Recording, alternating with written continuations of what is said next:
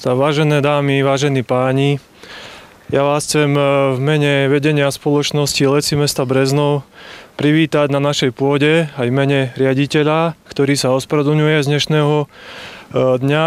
Sme v katastri brezňanskom, hoci sme pri Michalovej. Ako Breznov z minulosti má veľa pozemkov.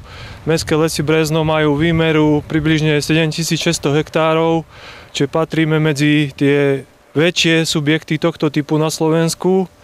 Rozprestieráme sa v podstate v okolí mesta a v dvoch veľkých lesných celkoch.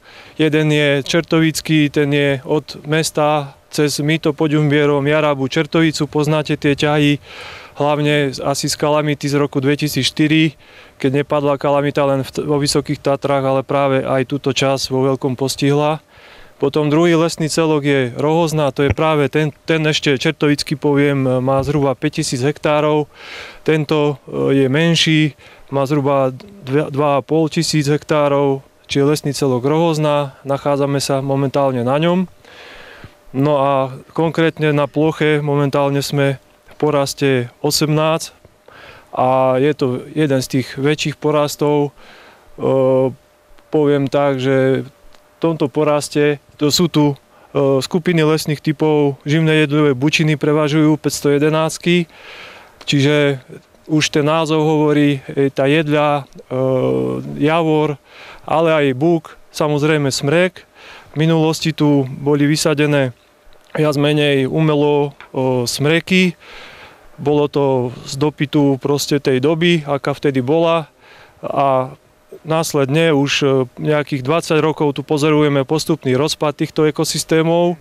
Je to hlavne vplyvom zmeny, klimatických zmien, likožrúta, o ktorom teraz je veľký problém už niekoľko rokov, ale aj vietor ako škodlivý činiteľ, vidíte aj dnes. Ten likožrút, nastal tu rozpad tých ekosystémov, tých nepôvodných smrečín, ktoré tu boli. No a našou úlohou na mestských lesoch, ale celkovo aj v rámci Slovenska lesníkov je postupná premena tých nepôvodných lesných ekosystémov na prírode bližšie, na to drevinové zloženie, ktoré viac menej patrí tomu prostrediu, ale aj na zmiešané lesy, čiže z monokultúr prejsť na zmiešané porasty, diverzifikovať to drevinové zloženie v prospech viacerých pôvodných lesných drevín. No a vlastne na tejto ploche to aj pomaličky aj vidno. Je tu aj dobrá prirodzená obnova, bola tu aj realizovaná aj miestami aj umelá obnova, spracovanie kalamity. Ako táto plocha, kde sme momentálne, nepredstavujte si to tak, že tu to vyváľalo naraz, je to tu niekoľko rokov po sebe, postupne sa otvárali tie plôžky, niečo vyschlo, niečo vyvrátil vietor, dokonca aj toto veterné počasie, čo máme dnes, aj predošlé dni v dôsledku zmeny počasia, tak máme aj nejaké čerstvé vývraty, čiže stále sa potýkame s tými istými problémami. Vzniklo nám obrovské množstvo holín, rádovo vyše 200 hektárov holín minulý rok. No a to je vlastne to, k čomu smerujem, že my už v tom 22. roku, keď sme videli, že tá kalamita alebo tá situácia sa neuberá dobrým smerom, začali sme rozmýšľať nad tým, že keď dojde k rozpadu tých porastov, že ako ďalej. Bolo nám jasné, že vzniknú veľké výmery holín, s ktorými bude treba následne pracovať, bude treba obnoviť tie lesné porasty na nich.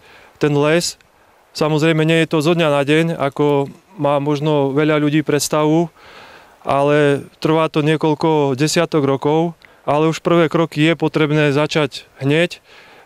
Nebudem hovoriť o tých termínoch, že zo zákona, ale môžem do 2 rokov je povinný lesný hospodár zalesniť tú plochu a následne sa starať o ňu tak, aby došlo k zabezpečeniu toho, čo na tej ploche je a odrastaniu toho materiálu. No a práve to nám vnúklo aj myšlienku v spolupráci so Slovenskou lesníckou komorou a pánom Vašečkom, že sme načali túto spoluprácu, vyčlenili sme práve v tomto mieste tú výskumnú plochu, samozrejme od gestii so lesníckou ochranárskou službou.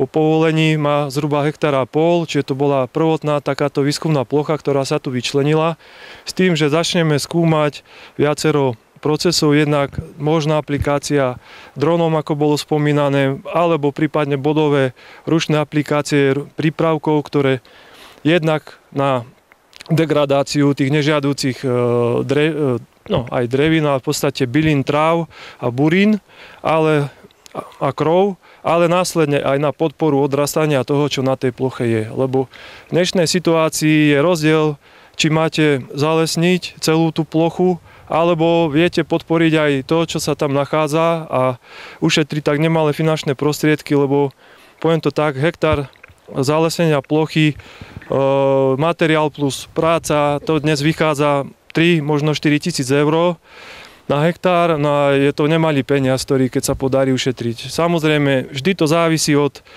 toho, aké je to stanovište, aké sú tie plochy, aké sú tam problémy. Na niektorých plochách idú agresívnejšie buriny rôzne, černičiak, ako bol spomínaný aj tu. Samozrejme, s tým sa treba vedieť vysporiadať, lebo nie všetko sa dá zalesniť hneď. Toto naše stretnutie a celkovo tento výskum má smerovať k tomu, jednak prípravky, jednak technológie, ako sa vysporiadať s obrovskými plochami, holinami, povedzme aj u štátnych kolegov, ktoré im idú vzniknúť. To zalesňovanie tam jasné je, že do 2 rokov nebude. Hej, tam sa ide vypracovávať harmonogram zalesňovacích povinností. Štandardne sa to robí možno aj na 10 rokov, čiže v priebehu 10 rokov.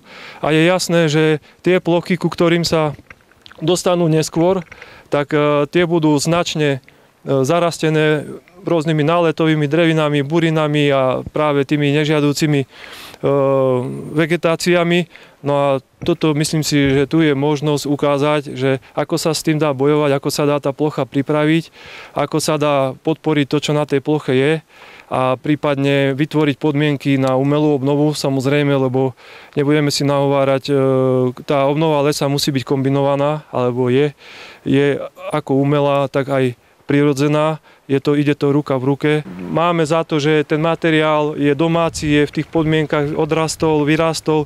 Je to stabilnejšie, je to odolnejšie, lepšie to odoláva aj tým extrémom vplyvom počasia. Ja len v krátkosti, aby to bolo prenesené aj k uvaženým kolegom z Bratislavy a z Košíc. Odznelo 4 000 eur, to je taká skromná suma, oficiálne medzi 4 a 7 tisíc eur a za 2 roky sa to nedá stihnúť. Toto možno, že lesníci si povedia, čo to hovorím. Ale ja to chcem zovšem. 4 000 eur a za 2 roky sa to nedá stihnúť. Dron to stihne za 15 minút. Prosím vás, vážení priatelia, keď sa pozriete na opačnú stranu, táto 1,5 hektárová plocha, sme tu od roku 2023, môžeme sa do nej potom ísť pozrieť, je urobená bez dotyku ľudskej ruky, je tam pokračovanie, to nám kolegovia vybrali, je to bez dotyku ľudskej ruky, za pomoci aplikácií a tých technológií, ktoré sme nejakým spôsobom zostavili. Vo vnútri sú malé stromčeky, ktoré teraz nevyzerajú nejako atraktívne, nevyzerá to nejako vznešenie, ale vnútri, prosím vás pekne, sme docelili to, že sme zachovali všetko prirodzené zmladenie, ktoré tam bolo. A my sa jednoducho technologicky postaráme o to, aby to prirodzené zmladenie tam nejakým spôsobom nezaniklo.